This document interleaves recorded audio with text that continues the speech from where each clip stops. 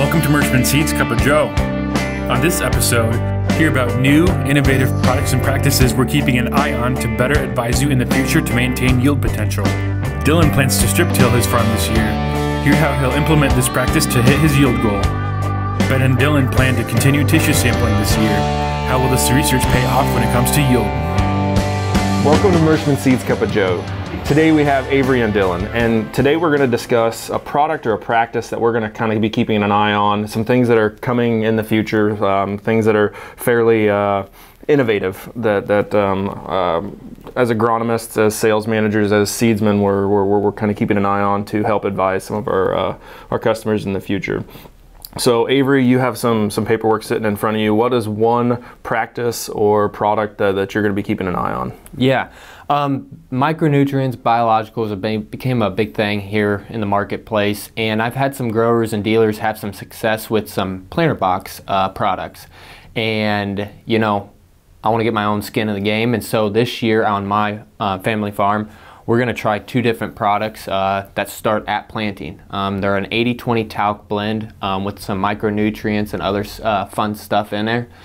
So one product is coming from the Meristem company, and then one product is Stride Bio. And both of them have similar compounds on when it comes to the micronutrients, but then when it gets into the biologicals or the microbes, that's where I think they separate themselves of their company focus. And so both products are very exciting for the corn and soybean products or systems. And you know, if as a farmer that I don't have starter on my planter, maybe this might be the easy way for me to see some of the response that a starter fertilizer would have, is placing it on the seed and being a very timely and efficient product, not slowing down on the end of the fields, having to fill my tanks full of starter fertilizer.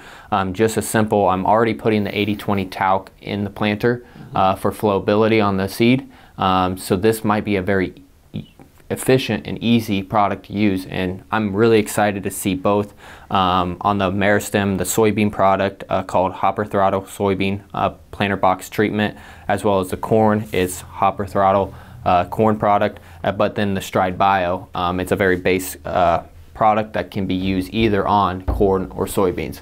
So I'm going to run quite a bit of acres, and I'm going to just treat each box with the product and, you know, just see overall yield response. Yeah, I think that's key, because you know, when both of these companies or this style of product have been in and talked with us, most soybean planters don't have starter. And soybeans, especially if we're pushing them for early planting, I'm really curious to see what you end up coming up with, because when you're pushing early planting, that seems to be when some of the starter, you know, pays off, or you really see a huge advantage when that plant's under stress, when you have all the nutrients right there that plant needs. So yeah, that's for sure. That's gonna be a fun one to watch. I'll be really curious to see what results can pop out this fall. Yeah, and I mean, just, you know, coming up with my hypothesis and all that, definitely on the soybeans is where I want to focus, being Merchman Seeds and the soybean. And what I kind of might give the Meristem product maybe a leg up, because it's got an inoculant in there. And as you think of Merchman Seeds Starting Line Plus, that's the one thing that we don't have because of shelf life and all that. And so for me to add an inoculant, add some zinc, add some manganese, in both products have it, but then have that inoculant, I mean, that's just our missing component in our seed treatment that we can't, you know, that we don't have. And so I'm really, really excited to see the response of that. Yeah, and for any of our viewers that are interested in knowing why we don't inoculate the seed, is because there are products that make the claim out in the marketplace that they say they have 120 or 240 day shelf life. They have these extenders that push the longevity of the spores of the Brady Rhizobia inoculant that you're talking about there, that helps with basically nitrogen fixation for the soybean plant. But the efficacy is something that when you put it into a liquid solution and you have to put it on the plant, and you know, we start treating beans here in September, and when you have to wait till potentially May, June, July the following year, you know, I just don't know that there's enough. I just don't think that there's enough there's enough efficacy out there. I haven't found the right product yet. So yes, I am a really big proponent. We last year on all the Mershman ground, we used the old school peat inoculant because I'm that big of a believer in needing inoculant to push for the super high yields. And I had one question before we move on to Dylan or whatever is, you know, we always are pushing soybean planting earlier on in the season. You know, temperatures are cooler, all that on the soil. Do you think, as a grower, you know, my planting season is gonna be prolonged, and so I'm gonna be planting at different dates or different weeks.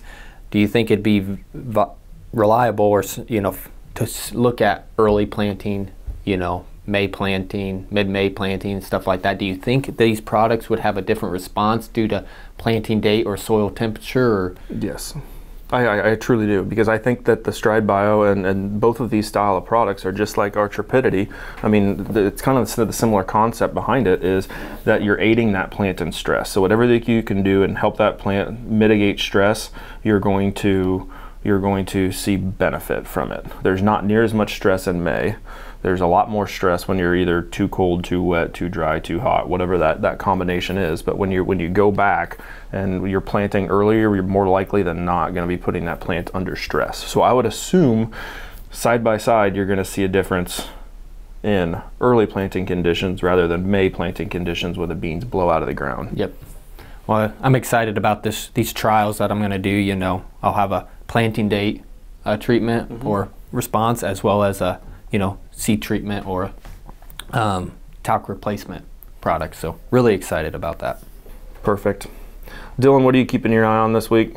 Yeah, so it's like strip till is becoming a lot more popular in today's world. It seems like there's a lot more people thinking about it or kind of gossiping around. So on our own farm, we decided we went the strip till route this year in the fall, and so then I'm going to track strip till ground on corn and then compare it to conventional. We've got a little bit of side-by-side comparisons that we're going to do to see if we can maximize our yield with the strip till with all that fertility being right there in that band for the corn to take up.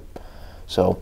Oh, very good. So how did you choose your rate? Did you lower your rate? Did you pick a yield goal and go off of that? Some guys like to do like an 80% if they're in strip till compared to the conventional. Some guys think that putting as much into that strip as you possibly need. What were you thinking about when you were making that implement change? So for this first year, this being the first year strip till, we went the same rate that we would broadcast.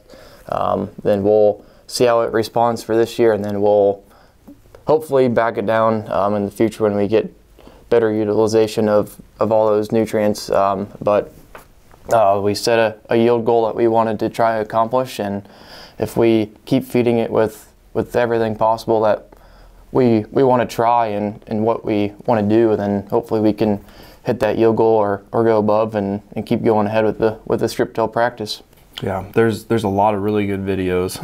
One of my favorite ones about strip till that really kind of keyed me in was the one from the Precision Technical Institute, or the PTI farm. Jason Webster has some really good data on strip till, and I think his highest return on investment was like an 80% or a 50%. So you're going to continue to mine those nutrients out, but you're also being more efficient with where you put them. So yeah, no, strip till is, especially around here, we're getting more and more people that are kind of getting into that frame of mind and trying to be as efficient with fertilizer as they possibly can. So Avery's getting fertilizer put in with his seed treatment. You're getting fertilizer put down in the fall ahead of the planter and strips. And one of the things that I'm going to be paying close attention to is the project that Dylan's probably going to be working on again this year. And we are going to follow tissue sampling. So I have taken a handful of questions in the past 2 or 3 weeks about guys questioning whether the foliar products, the stuff that you'd put in at a V5 fungicide time frame or a VT fungicide time frame, you know, what is this going to pay if I put this foliar product in, foliar nutrition product?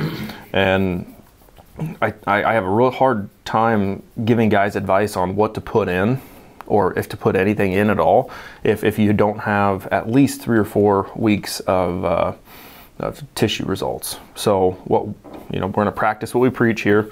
Dylan, and if Dylan doesn't have time to do it, I'll go out and do them on Monday morning every week as we go through, and we're going to pull the leaves off the corn plants, the leaves off the soybean plants, and we're going to watch what we're deficient in. And we have some different nutrient trials this year, so there's adds another layer of complexion, a difference, I guess, there in things that we can measure. So on one of the farms that is strip tilled, we have a double rate versus a standard. On another farm that is strip tilled, we have a double rate versus the standard. So we're going to see if we can boost those low K levels that Dylan presented on in a previous Cup of Joe way back. Seems like a long time ago.